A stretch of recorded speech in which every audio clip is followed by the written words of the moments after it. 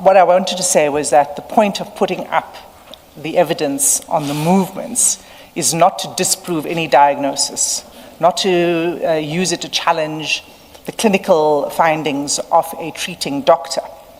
But it is important because what it does is it bears directly on Mr. Carrim's demonstrated ability, his day-to-day functioning capacity. That's what the movements go to. And it also goes to something else, which is, and I'll come to it later, that it's about the reliability and completeness of the information that was before the treating doctor at the time when he deposed to the affidavits that we now have in this application. So that's the relevance of the movements. Are you saying, because the issue as I understand now is about flighting or not flighting?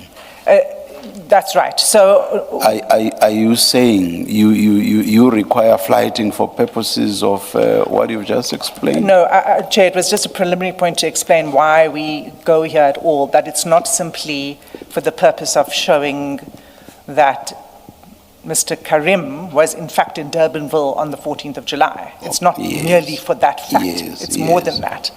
But I can continue to make my submissions to the second point that I'm raising about day-to-day functioning without flighting the footage. And I will make that. That's exactly how I understand it. I do not see what stands in your way to make those submissions without flighting.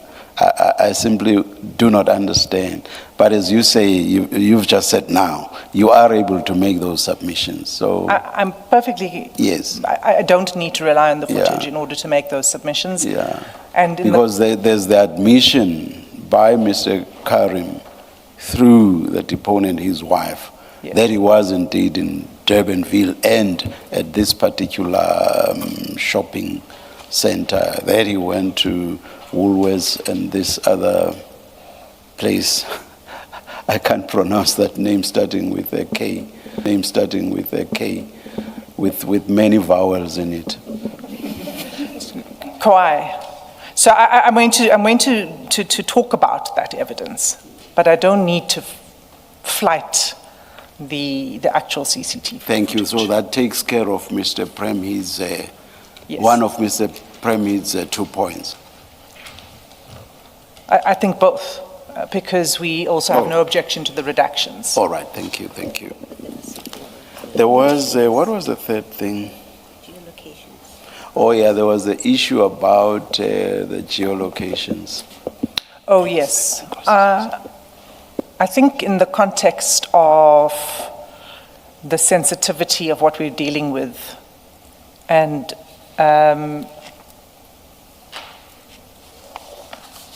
perhaps, Chair, I should just refer to the ruling that you made yesterday, because that's the constraints that are governing my ability to make submissions to you candidly. So the ruling, Chair, would you indulge me reading out paragraph 2?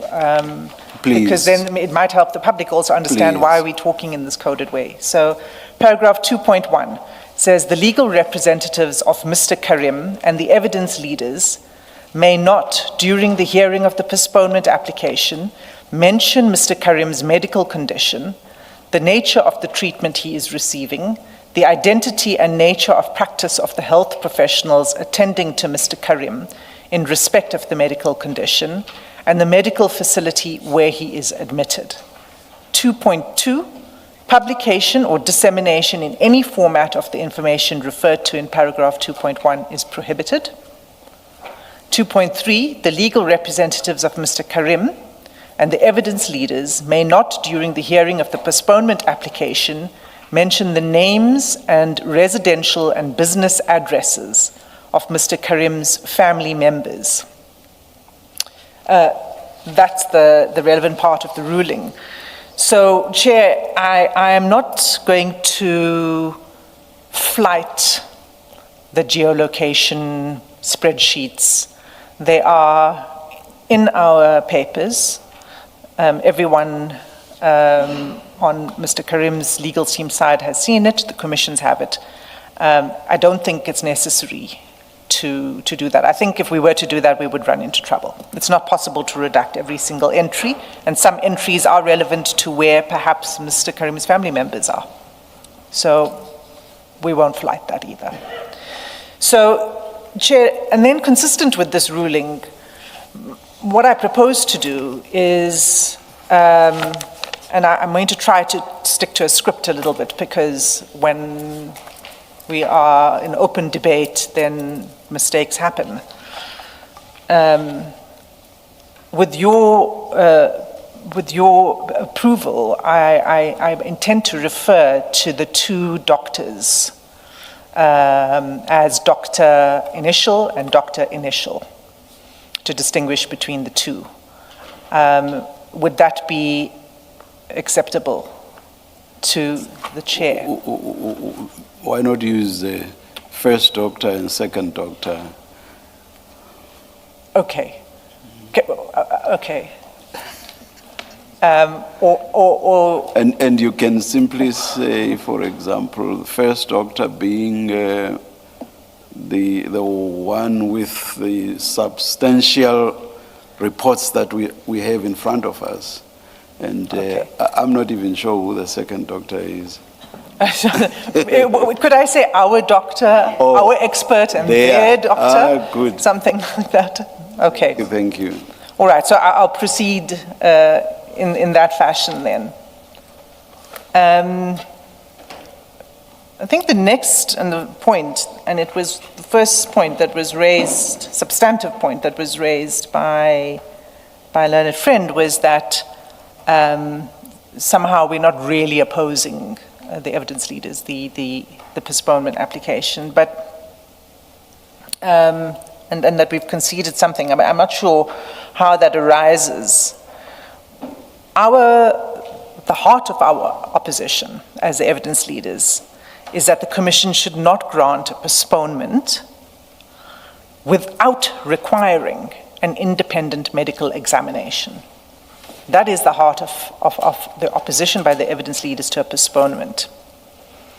And the reason for that is because we've had a history of postponements where the length of time that we are told that Mr. Carrim will be incapacitated has varied and grown each time. So in the beginning it was a few weeks, then it was 8 to 12 weeks, then it was 6 months in the latest round of affidavits. So it's very important to the evidence leaders that we have a fixed date for the postponement, number one, and number two, that postponement is conditioned on an independent medical examination. I'd remind the commissioners that this is the 5th postponement that Mr. Carrim seeks, and we've set out the history of the delay at paragraphs 7 to 24 of our written submissions.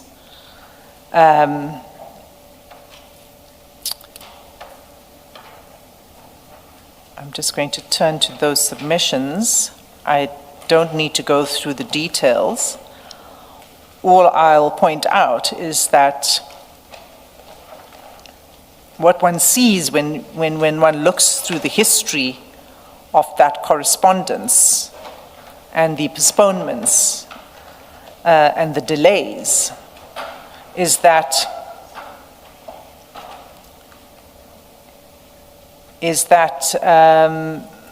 Mr. Carrim's attorneys seem to believe that a postponement is available for the asking. One example of that is at page 67 of the correspondence bundle.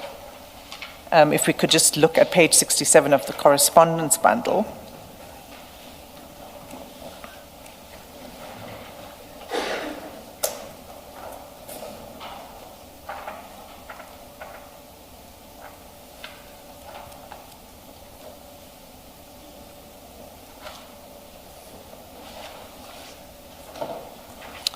And if you look at paragraph 9,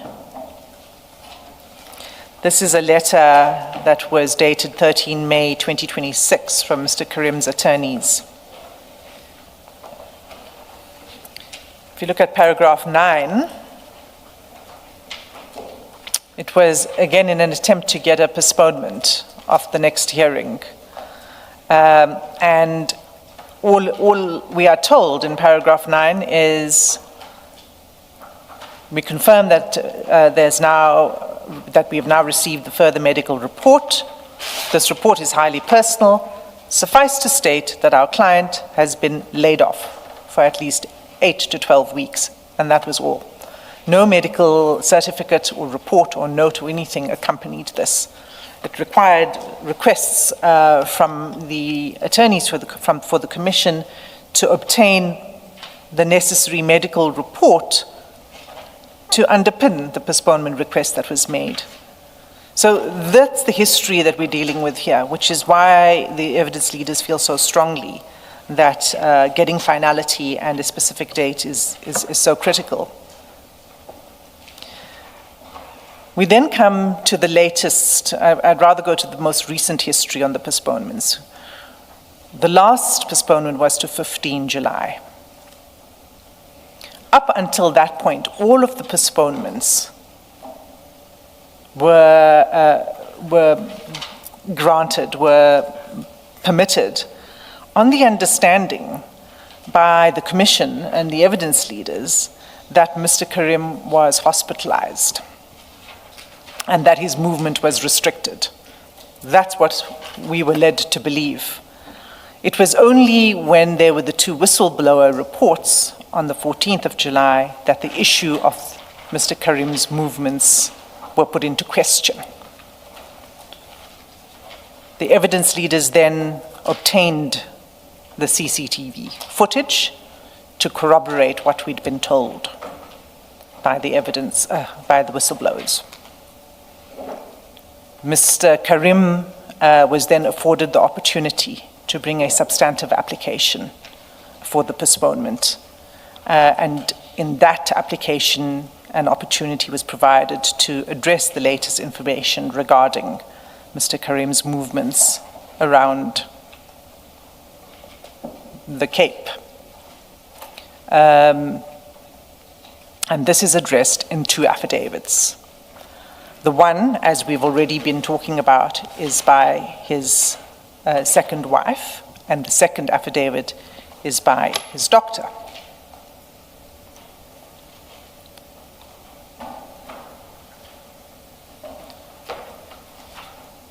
What we were told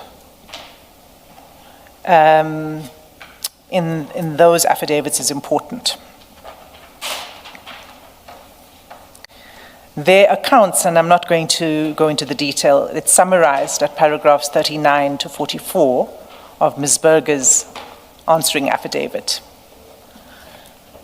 What we saw there was a particular picture that was painted by the 2 deponents, and particularly by Mr. Carrim's doctor. That picture was one of restrictions on Mr. Carrim's movements and interactions. We were informed that any leave from the hospital would be authorized for specific purposes, that there were passes that were subject to strict conditions, including searches, etc., including on the return of the 14 July excursion, which was said to have been a 4-hour chaperoned excursion that took place between 1:30 in the afternoon and 5 p.m. in the afternoon. That was the account that was provided by their doctor. It was supported by Mr. Carrim's wife. Now, it's important, commissioners, to go to those affidavits. So let's look first at what Mr. Carrim's wife says, and that's at paragraph 60 of the founding affidavit.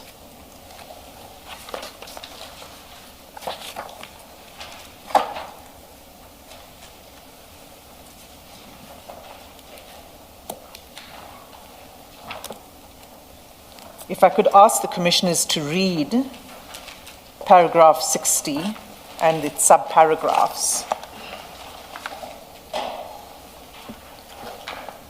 where the 14 July incident is explained.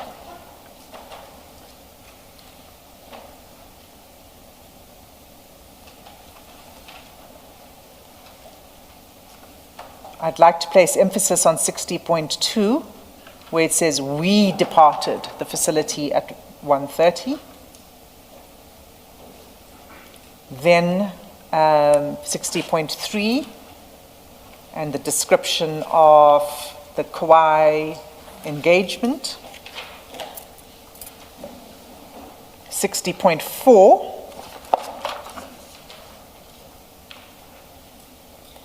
and 60.6, specifically where it says we returned to the facility by approximately 5. And then there was a consultation that they both, I emphasize the word we in 60.6, attended.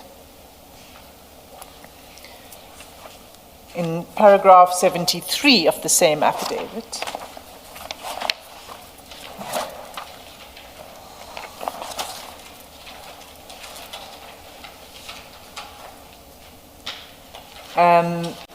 the deponent summarizes all travel since 13 April 2026. And I draw your attention to paragraph 74, where the deponent says, my husband undertook no other travel during this period and did not travel to Mahikeng or any other location in the Northwest.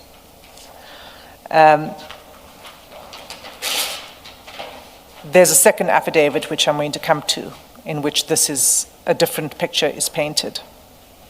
And what the deponent says later is that trip to the Northwest took place during the week when Mr. Carrim is with his first wife. And so, says the deponent, she did not know about the trip, and that's why she didn't say anything about it.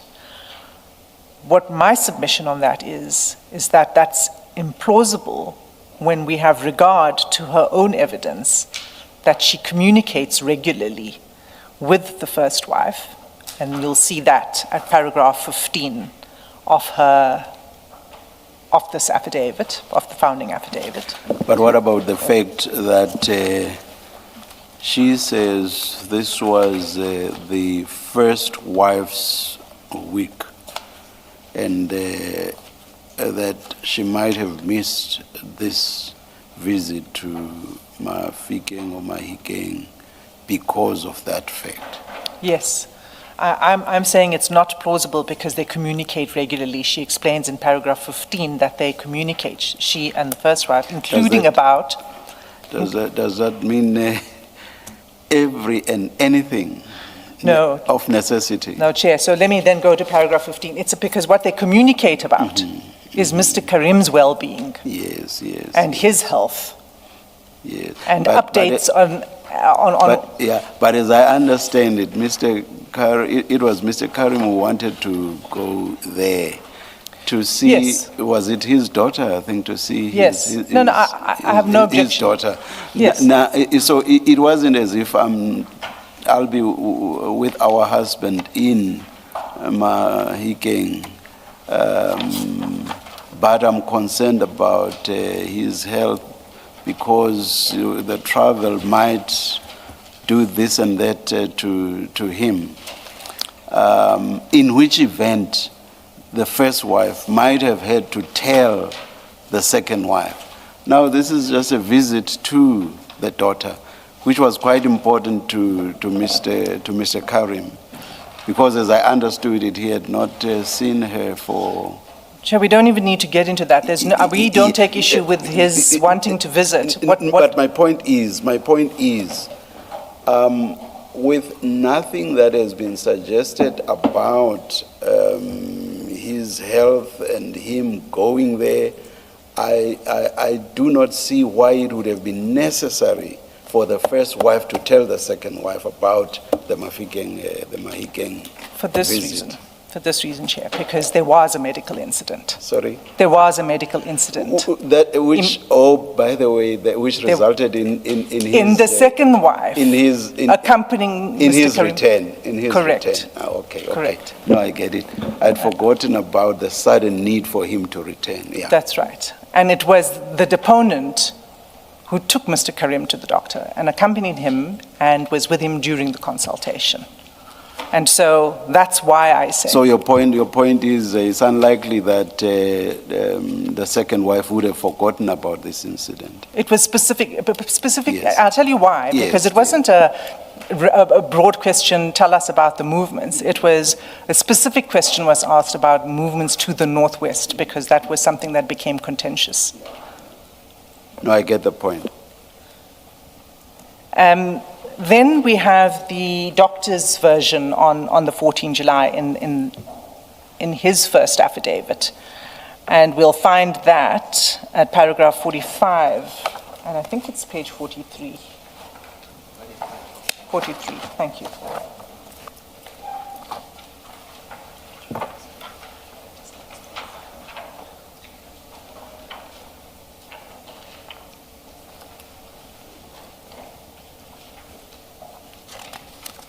So in paragraph 45 is where the description of the 14th July incident is.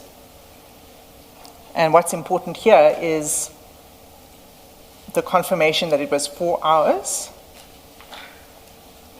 that it was for the purpose of purchasing toiletries, over-the-counter flu medication. In 46, the doctor says, in terms, the facility's records reflect that he departed at approximately 1:30 and returned at approximately 5. He goes on to say he doesn't know anything further about the precise movements during the 4-hour period for which it was authorized.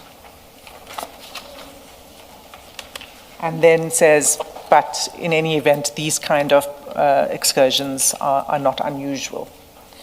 I'd also like to take the Commission to paragraph 39 of the affidavit of the doctor, because, and that's at page 41.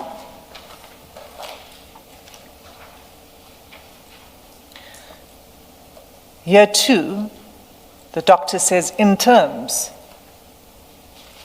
I deal next with the facility's leave regime, because I understand that an impression may exist that the facility is a place a patient may enter and leave at will. That impression would be false. And then he explains there's only 1 or 2 ways that a person could leave on the pass of the treating doctor. Or the only other way is if the person discharges himself.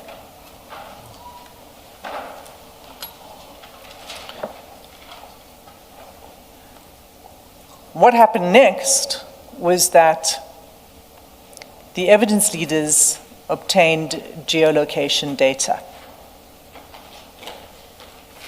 That's the data of Mr. Carrim's cell phone that tracks the movements of the phone. We know from the first, from the first deponent that Mr. Carrim keeps his phone with him.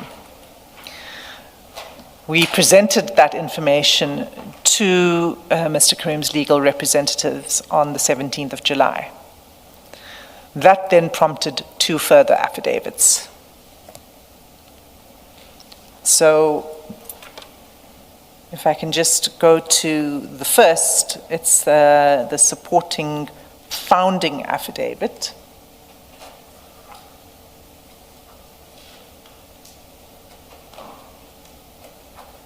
Sorry, it's not supporting, it's a supplementary founding.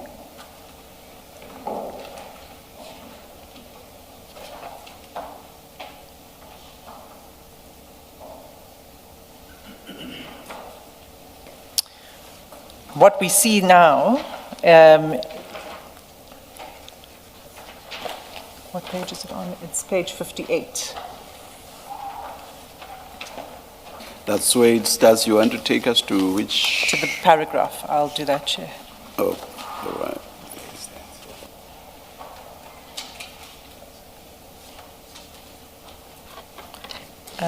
Just trying to find my own reference. Right, I've got it. It starts at paragraph 27.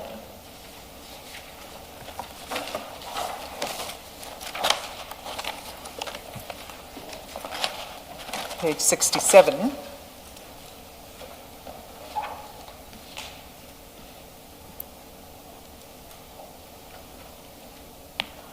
And that's where the account is amended. It's confirmed in paragraph 27 that Mr. Carrim was at a shopping centre, that he was at Woolworths, that he was at, she says he then purchased a meal from Kwai, finished his meal at Kwai, and thereafter obtained flu medication. He was supervised throughout by his security detail. And an important contrast here is that he did not buy a takeaway and go and eat in his car. He actually sat down, had a meal in Kwai, or whatever it's called. Yes. Yes, at Kwai, The owners will not be happy with me. I think they'll be very happy with the free advertisement that they're getting. But so, Chair, the discrepancies are, that's the one. The second is that if you look at page 68, paragraph 28.3, I'm not going to, I can't read it out. But is the second point you want to make the fact that this pass was not was it 4 hours, the shorter period mentioned? It was not for that, but a much longer period of time. Basically, I may be exaggerating if I say close to the entire day. It was 8 hours or upwards. It was almost 12 hours. 12. So, as confirmed by this deponent, who says when he arrived at where she was in the morning. I'm doing that. That is going straight to the number of hours to avoid reading. But Okay. I'm not even sure that that's what you wanted to read. No, that's the second point, which Yes, is that yes. the discrepancy in the time. The hours were much longer Yes. than what was. So it's two. It's the time of departure and then the time of return, which was about. And the fact that they did not depart together, which is what was in the first affidavit. The first one was the we that I'd emphasized. They did not depart together. And the second thing is that they did not consult together either with the doctor upon return. And then the final thing is that consultation took place much later at night than just after 5 o'clock. The deponent also corrects the facts on the travel on the 9th and 10th June to the northwest. And